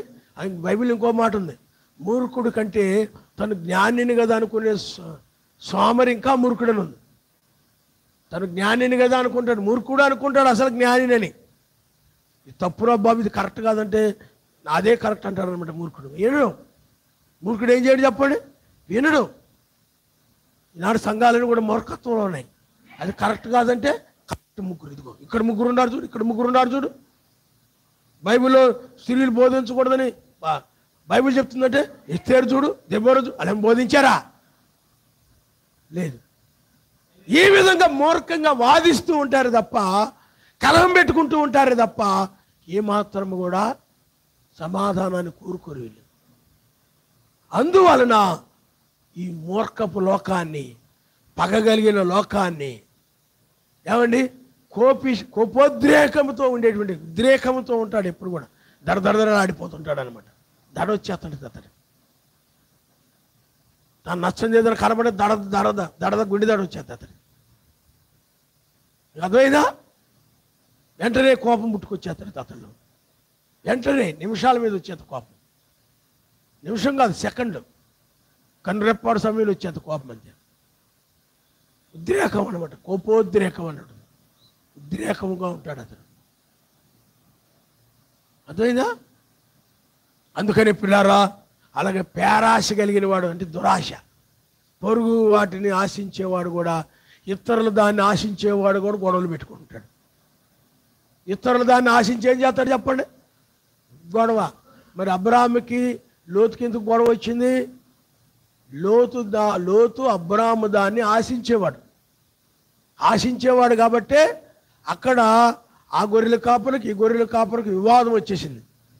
అందుకని మీరు చూడండి, సామెతల గ్రంథం 28వ అధ్యాయము 25వ వచనం.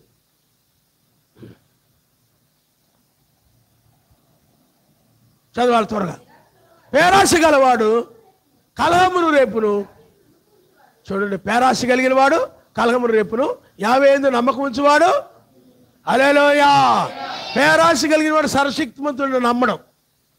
సర్వశక్తిమంతుడిని నమ్మితే అతడు వర్ధిల్లుతాడంట. వీడు నమ్మడం. నిజముగా నిన్ను వర్ధిల్ల చేసేది ఎవరు? ఆయనే. ఆయన నమ్మితే ఆయన నిన్ను దీవించి ఆశీర్వదించి నిన్ను వర్ధిల్ల చేస్తాడు. కానీ వీడు ఆయన నమ్మడు, ఆయన ఇతన్ని వర్ధిల్ల చేయడు. అందువల్ల ఇతడు వర్ధిల్లుడు కాబట్టి ఎప్పుడు కూడా పేరాశ అంటే దురాశ, ఇతరుల దాన్ని మాత్రం ఆశిస్తూ ఉంటాడనమాట. ఇతరుల దగ్గర నుండి ఏదైనా దొరుకుతుందా, ఇతరులు ఏదైనా మనకి ఇస్తారా, ఇతరులు ఏదైనా మనకి చేస్తారని ఇతరులు ఎవరిదైనా కాజేద్దామని ఆశతో ఉంటాడనమాట. ఆ విధంగా ఇతరులు వాళ్ళది కాజేసి ఏమండి గొప్పోళ్ళు అయిపోతే ఏమి ఉపయోగం లేదు. అందుకని పేరాశ వలన కలహాలు కలుగుతాయని. దురాశ వలన ఏమవుతాయి చెప్పండి? కలహాలు కలుగుతాయని బైబిల్ చెప్తుంది. అందువల్ల మనం ఎప్పుడు కూడా పేరాశ కలిగి ఉండకూడదు. ఆయన నమ్మకం కలిగి ఉంటే ఆయనే మన వర్ధిల్ల చేస్తాడు. హల్లెలూయా, హల్లెలూయా. అంతేగాని ఇతరుల దాని మీద ఎప్పుడు కూడా ఈ ముసలి ఉండదు, ఎవరు లేదు కదా అని, లేకపోతే ఈవిడ విధవరాలు ఒక్కతే ఉంది కదా అని వాళ్ళ దాని మీద వీళ్ళ మీద దాని మీద ఆశిస్తున్నావంటే నువ్వు ఆయన నమ్మడం లేదు. నువ్వు పేరాశ కలిగిందా? నువ్వు పేరాశ కలిగినోడు. నువ్వు అర్థమైందా? ఇలాంటి వాళ్ళు ఉగ్రతలో పడిపోతారు. వాళ్ళే గొడవలు పెట్టుకుంటారు. చాలా చోట్ల ఒకరికొకరు దురాశలు కలిగి, పేరాశలు కలిగి, డబ్బు కోసము, ఆస్తుల కోసము, వాటి కోసం, వీటి కోసం ఎక్కడ చూసినా తన్నుకొని గుద్దులాడుకొని గొడవలు పెట్టుకుంటారు. దేనికోసం? అందుకని లోతుని గనక మీరు చూసినట్లయితే, లోతు సొదొమ గొమొర్ర వైపు వెళ్ళాడు, అభివృద్ధి చెందిన వైపు. కానీ అబ్రాహాము వెళ్ళిన ప్రాంతం ఎడారి ప్రాంతం. కానీ నమ్మకం ఉంచాడు అబ్రాహాము గారు. ఏమీ లేదు అతడికి, కానీ వర్ధిల్ల చేశాడు సర్వశక్తిమంతుడు. హల్లెలూయా, హల్లెలూయా. లోతు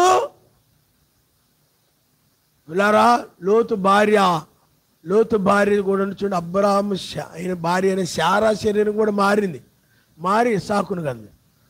అలాగే లోతు భార్య శరీరం కూడా మారింది. కానీ ఎలా మారింది? ఉప్పు స్తంభంగా మారింది ఆమె శరీరం. ఉప్పు స్తంభంగా మారిపోయింది. ఎందుకంటే ఆమె కాలిపోయేదాన్ని ఆశించింది. కాలిపోతుందని సర్వశక్తిమంతుడు చెప్పినా, దూతలు చెప్పినా నమ్మక ఈనాడు కూడా ఇది నాశనం కాబోతుందని నువ్వు నమ్మటంలా. లోతు భార్య నువ్వే, లోతు భార్య మనసు నీది. ఈ లోకాన్ని ఆయన దహించి వేస్తాడన్నా నువ్వు నమ్మడంలా. లోతు నమ్మాడు. అందుకని లోతు వధువుకి ఛాయిగా ఉంటే లోతు భార్య విడవబడే వారికి ఛాయిగా ఉండదాన్ని. ఆరో ఇప్పుడు ఎలాగ చెప్పాడు, దూతలు వచ్చి మానవ శరీరంలో వచ్చారు వాళ్ళు. సర్వశక్తిమంతుడంట ధూళి తీసుకొని ఉప్పు అన్నప్పుడు శరీరం వచ్చిందంట. అప్పుడు దాంట్లో గాబ్రియేలు దాంట్లోకి వెళ్ళిపోమన్నాడంట, వెళ్ళిపోయాడంట. ఇంకో మట్టి తీసుకుని ఉఫ్ అన్నాడంట, అప్పుడు ఒక శరీరం వచ్చిందంట. మిఖాయేలు దాంట్లోకి వెళ్ళాడంట, మరలా మట్టి తీసుకొని ఉఫ్ ఆయన శరీరాన్ని ధరించుకున్నాడంట. తన ప్రజల రక్త మాంసములు కలిగిన వారైనందున ఆరు కూడా రక్త మాంసంలో పాలే భాగస్తులయ్యాడు. ఆయన నామనిస్తారు. హల్లెలూయా. అందుకనే ప్రవక్తలు వేరు, విశ్వాసులు వేరు. ప్రవక్త ఎప్పుడు అంటే తల్లి గర్భములో రూపింపకు మునిపి అతడు ప్రవక్త. హల్లెలూయా, హల్లెలూయా. అప్పటి నుండి ఆయన అతడి జీవితంలో కదలాడుతూ ఉంటాడన్నమాట. నా పరిచర్యలో మొదటి నుండి ఆయన కదులాడుతూ వచ్చాడు ఆయన. ఇప్పుడు అది ఈ రాకడ కోసమని ఆయన చేసిన కార్యాలన్నీ ఈ రాకడ కోసమని పరిచర్యకు వచ్చాక అర్థమయ్యాయి. అంతకుముందు అయ్యేవి అర్థం కాలేదు. కాబట్టి పిల్లారా, కలహవీరులందరూ కూడా ఆయన నాశనం చేస్తాడు. అంటే వీళ్ళెవరు మూర్ఖులు, వీళ్ళెవరు పగగలిగిన వారు, వీళ్ళెవరు పేరాశ కలిగిన వారు, దురాశ కలిగిన వారు. ఆయన మీద నమ్మకం ఉంచకుండా మనుషులను దోచుకుందామనే ఆలోచన కలిగిన వారు, ఇతరులు దాన్ని ఆశించేవారు, ఇతరుల సొమ్మును ఆశించేటువంటి వారు పేరాశ కలిగిన వాళ్ళు. ఈ పేరాశ కలిగే కలహాలు పెట్టుకుంటూ ఉంటారు, గొడవలు పెట్టుకుంటూ ఉంటారు. ఇక అర్థమైందా? ఎందుకని ఈనాడు లోక సంబంధం ఆశిస్తున్నారు కాబట్టి వాటి కోసం ఏం చేస్తున్నారు చెప్పండి? గొడవలు పెట్టుకుంటా, కలహాలు పెట్టుకుంటూ ఉంటారు. ఇళ్లలో కూడా లోక సంబంధం వాటిని ప్రేమిస్తూ ఉంటారు, వస్తువుల్ని. వాటి కోసం ఏం చేస్తారు చెప్పండి? గొడవలు, కలహాలు. ఈ కలహాలు పెట్టుకున్నట్లయితే ప్రమాదం. అందుకని నేను కలహాలు పెట్టుకోవద్దు. ఎవరన్నా పెట్టుకున్నా మెస్ చేయవలే, ఆ శిలువను మోయచ్చు, ఆ నిందలు మోయచ్చు, ఆ దెబ్బలు తిట్టు. ఓ ఆయన వల్ల వీళ్ళేం చేస్తున్నారు వీళ్ళకి తెలియదు నాయన అని క్షమించమని నువ్వు మౌనముగా వెళ్ళడమే. హల్లెలూయా. నోరు తెరవలేదా ఏ ప్రేమ, బదులు పలుకలేదా ఏ ప్రేమ, నోరు తెరవలేదా ఏ ప్రేమ, బదులు పలుకలేదా ఏ ప్రేమ. హల్లెలూయా. చూడండి, నువ్వు కూడా ఆయన్ని నిందలు మోపుతున్నా, కొడా దెబ్బలతో కొడుతున్నా, ఉమ్మి వేస్తున్నా, గడ్డము పెరుగుతున్నా, జుట్టు లాగుతున్నా, ఇంకా బైబిల్లో చాలా విషయాలు రాయబడలేదు. కొడా దెబ్బలతో కొడుతున్నా, చర్మం అంతా లేచి వస్తున్నా, తెరవకుండా క్షమించిన ఆయన అన్నాడు.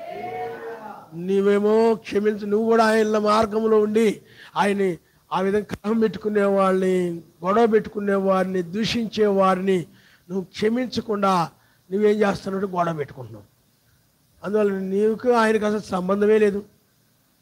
నువ్వు ఆయనలాగా గొడవ పెట్టుకోకుండా, కలహం పెట్టుకోకుండా, ఎదురు కలహం పెట్టుకున్నా, ఉమ్మేస్తున్నా, కలహం పెట్టుకోకుండా, దూషిస్తున్నా, కలహం పెట్టుకోకుండా క్షమిస్తూ పోయాడు ఆయన. అలాగ నువ్వు క్షమిస్తూ పోతున్నప్పుడే నీకు ఆయనకు సంబంధం ఉన్నట్లు లెక్క. కానీ నువ్వే కలహం పెట్టుకుంటే కలహం పెట్టుకున్నావు, దూషిస్తే దూషిస్తున్నావు. నేను ఎందుకు పడాలా? నువ్వేమన్నా నన్ను కన్నావేంటి? నువ్వంటే పడ్డానికి అంటున్నావు. అదేంటే అర్థమైందా? నేను వర్క్ ఏం చేసుకున్నాటి అంటుంటారు ఆడోళ్ళు. అంటారు మీరు ఇష్టం వచ్చినట్లు అనడానికి, నేను పడి ఉండడానికి. కట్నం తెచ్చా నేను ఊరుకుంటానా? అలా మాట్లాడితే నువ్వు మెస్సై పోలికలు లేవు. నువ్వు మెస్సై వల్ల నీకు సహనం లేదు, ఓర్పు లేదు. హల్లెలూయా. ఇది ప్రమాదం సుమా. మెస్సై సహనం పెట్టుకోలేదు. ఆయన కలహాలు పెట్టుకునేవాడు కాదు, క్షమించేవాడు, కలహాలకు దూరంగా ఉన్నాడు. ఆయన్ని పట్టుకొని వెంబడించి తన్నుకుంటూ, గుద్దుకుంటూ, కలహాలు పెట్టుకుంటూ వెళ్తూ ఉంటే ఆయన నోరు తెరవకుండా క్షమిస్తూ వెళ్ళాడు ఆయన. హల్లెలూయా. అలాగుండాలి. అప్పుడు ఆ కలహ వీరులందరికీ ఏమొచ్చింది చెప్పండి? ఆనాడు ఆయనతో కలహం ఎవరైతే పెట్టుకున్నారో అందరి మీద కూడా టైటస్ అనే చక్రవర్తి వచ్చి వాళ్ళందరికీ ఓసకోత కోసి ఆ దేవాలయం తగలబెట్టి దానికి బంగారంతో పూత పోసి ఉంటే దాని అంతటిని కూడా ఆ కాల్చి వేయబడినప్పుడు అది కరిగిపోయి రాళ్ళ మధ్య చేరిపోయింది. ఆ బంగారం కోసం రాయికి రాయి విడగొట్టేశారు. రాయి మీద రాయి లేకుండా కూల్చివేయబడింది. రాయి మీద రాయి లేకుండా ఏం చేశారు చెప్పండి? అప్పుడు వీళ్ళు ఏమైపోయారు? ఎటోళ్ళు చెదిరిపోయి వెళ్ళిపోయారు, పారిపోయారు ప్రపంచ నలుదిక్కులకి. కలహ వీరులను ఆయన ఏం చేశాడు చెప్పండి? ప్రపంచ నలుదిక్కులకి చెదరగొట్టాడు. ఇప్పుడైతే అలా కాదు. ఆయన కలహ వీరులు ప్రపంచవ్యాప్తంగా ఉన్నారు. 7 సంఘ కాలములో అలాగే 7వ దూత కాలములో కూడా ఆయన వర్తమానము నమ్మకుండా, వాక్యాన్ని నమ్మకుండా, సమాధానం కలిగి ఉంటే సమాధానంగా ఉండకుండా, దీర్ఘశాంతము కలిగి ఉండమంటే దీర్ఘశాంతముగా ఉండకుండా, ఆయన సహనము కలిగి ఉంటే సహనము కలిగి ఉండకుండా, ఓర్పు కలిగి ఉండమంటే ఓర్పు కలిగి ఉండకుండా, క్షమించమని చెప్తే క్షమించకుండా కలహ పెట్టుకుంటూ వెళ్ళినటువంటి వీళ్ళందరూ కూడా వాక్యాన్ని నమ్మకుండా, సత్యాన్ని నమ్మకుండా, దుర్బోధనలు నమ్మి, అబద్ధాన్ని నమ్మి, అసత్య బోధనలు నమ్మి కలహం పెట్టుకున్న వారందరూ కూడా ఆయన వధువెత్తబడిన తర్వాత నాశనం చేసేటువంటి రాజదండముగా ఉండబోతున్నాడు. కాబట్టి నీవు కలహాలు ఎవరితో పెట్టుకుంటున్నావేమో ఆలోచన చేసుకో. నీ కలహాలు వద్దు. ఎవరైనా కలహం పెట్టుకుంటున్నా క్షమించమని ప్రార్థన చేయి తప్ప వాదాలు పెట్టుకోవద్దు, వివాదాలు పెట్టుకోవద్దు, మాటకు పెంచుకోవద్దు. ఎవరిని ఒక మాట అంటే క్షమించి వదిలేసేయి. 10 మాటలంటే క్షమించి వదిలేయి. 100 మాటలంటే క్షమించి వదిలేసేయి. అంతేగాని ఒకసారి అన్నావు, 2 సార్లు అన్నావు ఊరుకున్నా, 3వసారి అన్నావు ఊరుకున్నా, ఇక నాలో సహనం చచ్చిపోయింది అని ఇక నువ్వు తాసుభావంలో లేచి ఆడేవనుకోండి, ప్రమాదం అది. నువ్వు తాసుభావంలో మారినట్టే, సర్పంలా మారిపోయినట్టే. కానీ 100 సార్లు అన్నా, ఎన్నిసార్లు అన్నా నువ్వు క్షమిస్తూ ఉండడమే. హల్లెలూయా, హల్లెలూయా. నేను ఉప్పు తింటలేదు అనుకున్నావా, కారం తింటలేదు అనుకున్నావా? నాకు రోషం ఉండదా? ఉప్పు కారం వల్ల కూడా ఆత్మ వల్ల వచ్చే రోషం వేరు, ఉప్పు కారం వల్ల వచ్చే రోషం వేరు. ఉప్పు కారం ఎక్కువ తినేవాళ్ళు ఏమంటే చెప్పండి? బీపీ, షుగర్లో బీపీ ఎందుకు వస్తుంది? ఉప్పు తట్టెడు వేసుకొని స్పూన్లు నూనె, స్పూన్లు కాదు గిన్నెలో ఆ కవర్ వంపేయడమే. మనుషులు ఎందుకు ఫ్యాట్ పెరిగిపోతుంది చెప్పండి? నూనె డబ్బాలు తాగితే లోకంలో ఇప్పుడు ఈనాడు బిర్యానీలు, నూనెతో వచ్చిన బిర్యానీలు, చికెన్లు, జాయింట్లు, లోకంలో మనుషులు ఎందుకు లావైపోతున్నారు? ఉప్పు తిని, తీపి, పంచదార కూడా విపరీతంగా తింటే ఏమవుతుందంటే ఒళ్ళు వచ్చేద్దంట. డాక్టర్లు చెప్తుంటారు ఆయిల్ తినొద్దమ్మా, ఉప్పు మానేయమ్మా, అయినా తీపి తినొద్దమ్మా, ఇవి వాడకండి అమ్మా, కారం తగ్గించండి అమ్మా, మసాలాలు తగ్గించండి అమ్మా డాక్టర్లు చెప్తూ ఉంటారు. కానీ ఆ ప్రాణం గురించి జాగ్రత్త కలిగిన వాళ్ళు ఏం చేస్తారు చెప్పండి? మానేస్తారు. ఏదైతే అయిపోద్ది, నోటిని చంపుకుంటానేంటి, ఏదైతే అయిపోతే సత్తాను బతుకుతాను, నా ప్రాణం మీద ఆశయం లేదు, ఉన్నంతకాలం ఏదో తిని అనుభవించాల్సిందే, పోయేటప్పుడు పట్టుకుపోతామేంటి, కోరిందల్లా తినడమే, చచ్చాక ఏమైనా తింటామా? బతికుండానే కదా ఏదైనా రుచి చూసేది, అన్ని చచ్చే రుచి చూసి సావాలా అని ఏం చేస్తారు చెప్పండి? పొలోమని కుమరించుకుంటారు. ఉప్పు, కారం, నూనె, మసాలాలు, ఆయిల్ డబ్బాలు తేలేకపోతుంటాడు ఆయన. ఆయిల్ తేలేకపోతుంటాడు ఆయన. మొన్నే కదా తెచ్చింది, అయిపోయింది. మొన్నే కదా తెచ్చింది ప్యాకెట్, అయిపోయింది, తాగేశా, నీకు పోసేసా. ఈ మాటలు ఎందుకు చెప్తున్నా అంటే పిల్లారా, డాక్టర్ గారు ఇవన్నీ మానేయమ్మా, నీ ఆరోగ్యం బాగుంటుంది, నీకు బీపీ తగ్గిపోద్ది, షుగర్ తగ్గిపోద్ది, లేకపోతే నీకు ఇంకేమైనా వ్యాధులున్నా తగ్గిపోతాయి, ఈ మానేయమ్మా అంటే నీ ఆరోగ్యం కోసం ఏం చేస్తా చెప్పండి? ఇటన్నీ మానేస్తావు. డాక్టర్ గారు ఏం తినమన్నారో అది తింటావు. అలాగే నువ్వు కూడా ఇక్కడ కూడా నువ్వు మరణించకుండా ఉండాలంటే, ఉగ్రతలో పడిపోకుండా ఉండాలంటే, నీకు జబ్బు కారణమైనటువంటి పగన మానేయి, లోకాన్ని విడిచిపెట్టు, లోకాశలు మానేయి, ఇలా నీతితో ఉండు, సమాధానంతో ఉండు, పరిశుద్ధాత్మ ఆనందంతో ఉండు.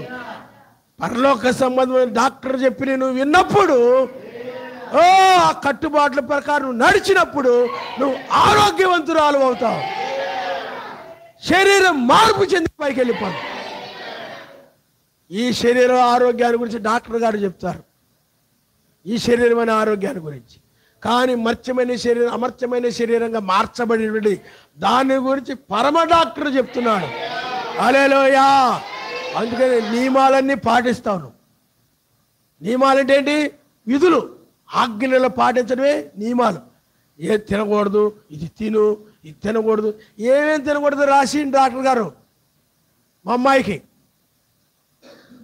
అమ్మాయికి ఏమేమి తినకూడదు రాసి ఇవ్వండి. ఒకటే తలనొప్పి అంటుంది, లేదా కడుపులో నొప్పి అంటుంది, లేదా వాంతి వచ్చినట్టు అంటుంది, కాళ్ళు ఆగుతున్నాయి అంటుంది, మొత్తం వచ్చేస్తుంది అంటుంది. అవన్నీ రాసిచ్చిన దాని ప్రకారం డాక్టర్ గారు ఇది తినొద్దన్నాడు, డాక్టర్ గారు ఇది తినొద్దన్నాడు, ఇది తినమన్నాడు అని అంటావే. మరి ఆత్మ సంబంధమైన వాక్య విషయంలో అయ్యో ఇది కలిగి ఉండకూడదు, అది కలిగి ఉండకూడదు, వాక్యం మెసేజ్ చెప్పాడు, దాన్ని నువ్వు పాటించాలి, దీన్ని తినాలి, దీని ప్రకారం నడవాలి అని నువ్వు చెప్పవు. ఆరోగ్యాన్ని గురించి మాత్రం చాలా జాగ్రత్తలు తీసుకుంటాం. ఈ ఆరోగ్యాన్ని గురించి మాత్రం జాగ్రత్తలు తీసుకో. మీకు అర్థమైందా? అందులో కోపం అనేటిది నీతిని నెరవేర్చదు. కోపంతో ఏం చేస్తాం? సెల్ఫోన్లు బాగలు కొట్టేయడం, గిన్నెలు బాగలు కొట్టేయడం, చెంబులు బాగలు కొట్టేయడం. కలహం, ఆ కోపం వల్ల ఏమొచ్చేసింది? అది బాగలు కొట్టగానే కలహం వచ్చాను. అప్పుడు కలహం ఉంటే, కలహాలు వస్తే పరలోకం వస్తుందా? కోపం వల్ల ఏమొచ్చింది? దాన్ని పగలు కొట్టే. అప్పుడు కోపం నీలో ఉంది, ఆ కోపోద్రేకం నీలో ఉంది, పరలోక రాజ్యాన్ని పోగొట్టుకుంటుంది. ఆ జబ్బుని ఏం చేయాలి? మానేయాలి. నాకు ఎవరైనా ఈ ఏరియా వాళ్ళు ఎత్తకెళ్ళే వాళ్ళు కనపడినప్పుడు వాళ్ళందరూ కూడా బీపీలు ఎక్కువ ఉంటుంటాయి అనమాట. నన్ను అంటారు, మా ఆవిడ బీపీ, మా నాన్నకి బీపీ, మా ఆయనకి బీపీ, మా ఆవిడికి బీపీ, అందరికి బీపీ. ఆ బీపీ పేషెంట్లు ఉండడం వాళ్ళ ఇంట్లో ఒకటే గొడవలు అయిపోతున్నాయండి. నేను అన్నాను, మీరు ఉప్పు చేప ఎక్కువ తింటారమ్మా, ఉప్పు వేసిన చేప ఒకటే పెడుతుంటావు ఆయనకి. మరి ఆయనేమో ఉప్పు చేప తిని తన్నేస్తుంటాడు, కోపం పెట్టుకుంటూ ఉంటాడు. నువ్వేం మానవు, కోరుకుంటున్నావు ఆయన గుద్దాలని, తన్నాలని, అందుకని నువ్వు ఉప్పు చేప పెట్టేస్తుంటావు. మీకు అర్థమైందా? అది కాదు సుమా. పరిశుద్ధాత్మ వలన కలిగేటువంటిది వేరు. ఇవన్నీ చెప్పండి. ఎందుకు చెప్తున్నానంటే, ఇన్ని ఎందుకు పాస్టర్ గారు అనొచ్చు, ఈనాడు మనం తినే తిండి సాతాను తిండి. ఎందుకంటే సృష్టికర్త సృష్టించినటువంటిది మనిషికి ఈనాడు దూరం అయిపోయింది. ఈనాడు తినే ఆహారము ఏమిటంటే హైబ్రిడ్ ఫుడ్, హైబ్రిడ్ కోళ్ళు. నాటుకోళ్ళు తింటున్నావా? నాటుకోళ్ళు తింటున్నావా? లేదు. హైబ్రిడ్ అంతా కూడా సాతాను సంబంధమైంది. ఎందుకంటే అదంతా కెమికల్స్ ఇంజక్షన్లు చేసి కోళ్ళకి కొద్ది నెలల్లోనే ఇలా ఊరిపోయేలాగా చేసి అమ్మేస్తూ ఉంటారు. కెమికల్స్ తింటున్నావు నువ్వు. అందుకే బ్రహ్మం గారు ప్రార్థన చేసుకొని తినండి అన్నాడు. అలాగే పండ్లలో కూడా హైబ్రిడ్ వచ్చేసాయి. తినే ఆహారంలో హైబ్రిడ్. ఇంతకుముందు సంవత్సరానికి ఒక పంట మాత్రమే పండేది పూర్వం. ఇప్పుడు సంవత్సరానికి 2 పంటలు 3 పంటలు అలాంటి ధాన్యం వచ్చేసాయి. ఎరువులు వేస్తున్నారు, పురుగు మందులు వేస్తున్నారు. ఆ తినే ఆహారం ఏమైపోయింది చెప్పండి? విషమైపోయింది.